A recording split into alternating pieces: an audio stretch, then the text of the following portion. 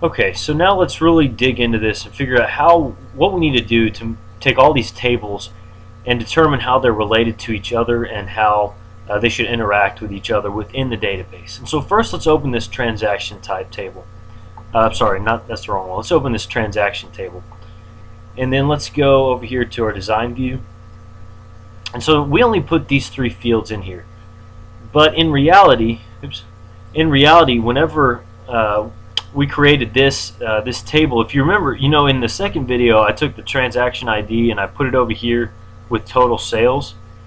That's correct, but in reality, all of this data here is going to play into each transaction, right? So for anytime we have a transaction, anytime we have a sale, we're going to have an employee involved in that sale, we're going to have a customer involved in that sale, and then we're going to have a transaction type and a job description and all these things for each sale, right? And so what we're going to do over here in our Access database is we're going to use this transaction table as kind of the conglomeration. You can think of it as like bringing everything together from all these other tables. And so we want to know, let's just say, let's just call this, we'll just call this EMPL ID, just so we don't call it the same thing as we called it an employee. We'll make that a number, and then we will we'll also get the let's just call it CUST ID for customer, make that a number. And so now that we've got these two in here, we can use these fields to actually tell us what employee was responsible for a given transaction and what customer was responsible for a given transaction. And so let's save that, and we'll just leave all these blank for now. And so let's X out of that. And so now that we've got that created, let's go to our database tools here, and with all of our tables closed out, click on this relationships button. And so it's going to give you the show table option. If that gets closed, you can click the button here or just right click and tell it to show the table. And so just add each one of these, and you can actually just double click, and we could put queries in here too. We don't have any yet, but you could do that as well. And so get all these tables in here and then close out your show table window.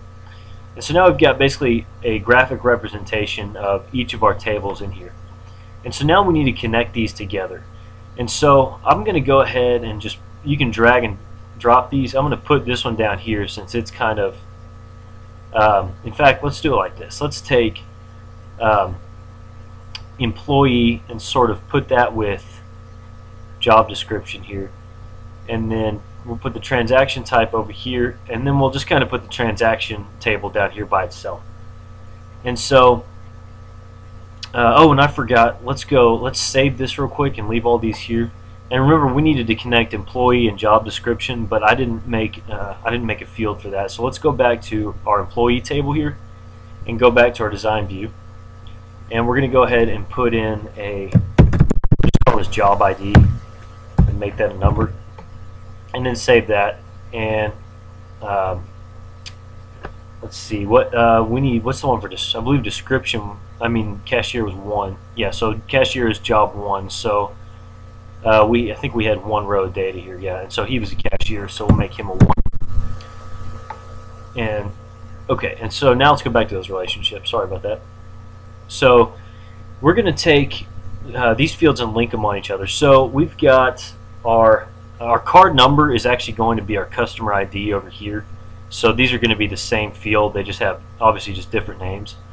And so let's just grab this card number, drag it over here, and once you see the icon pop up with a little plus sign, let go, and notice it pops up with this relationship window. And so we've got card number from customer, and it shows the table and query here. Card number from customer is going to be connected to customer ID from transaction. And I'm going to click all 3 of these. And so the first one is enforcing referential integrity.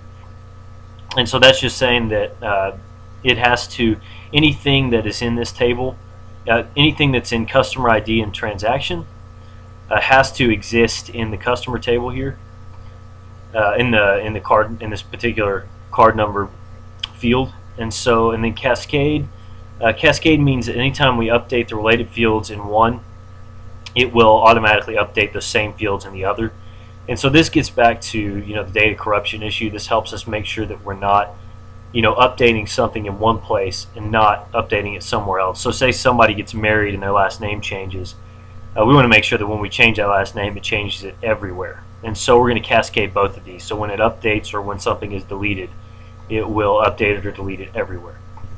And so the relationship type is one to many. And what that means is that over here, card number is going to be unique values only, right? So I can only have one of any card number over here, right?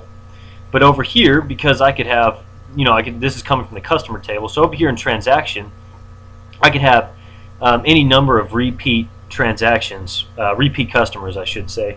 So I might have one customer's ID might show up 20 times over here in the transaction table, and that's okay, as long as there's no repetition in the customer table. So we'll keep that one-to-many relationship type there, and just create that that relationship. And notice we have a 1 up here, so that tells us that this is kind of our originating table for this particular field. And then we have the infinity sign here, which just means many. And so and notice it's lined up with the customer ID here. And so now these are linked. And so let's do that for the rest of them. Let's then take employee ID and drag it over to this employee ID over here in transaction. And so again, we could have, one employee will hopefully be responsible for multiple transactions.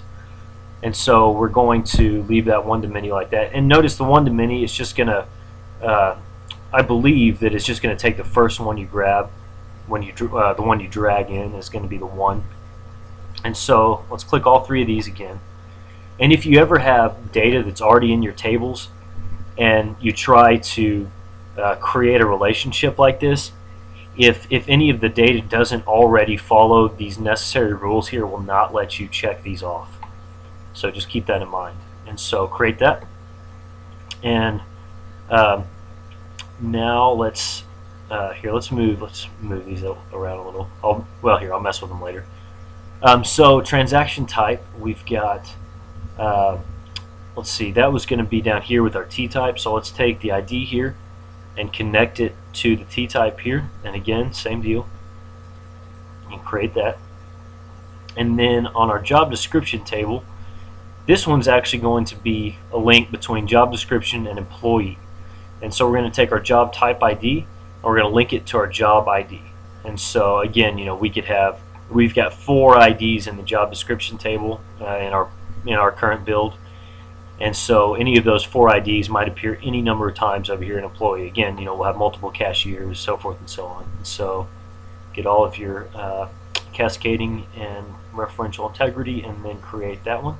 And notice I grabbed the job description first and dragged it up here because we want this to be the one with the unique IDs. And so let me just move these around a little bit so I can see what I'm doing better. Do it like that, and so now we start to get this visual representation where we can see that this transaction table is really kind of the meat and potatoes. And everything here is linked together. Even though this isn't linked to transaction, it technically is via this employee table here. So everything is all linked up. And let's save our relationship window. And so now I can close this out. And now whenever I open it up again, it'll all be there for me. And so now that I have these relationships set up, I can actually go in and start doing some pretty nifty things. And so let's go to our transaction table. Okay, they don't have it in this version. In some versions, you actually get a plus sign here where you can do a drop down. Oh, you know what? I don't have any data, so we'll add some data later, and that'll make this a little more intuitive. And in the next video, between the end of this video and the beginning of the next video, I'll probably create some forms and things. And so we'll just kind of talk more about how to use a form. And if anybody's interested in learning how to build one, we can talk about that as well.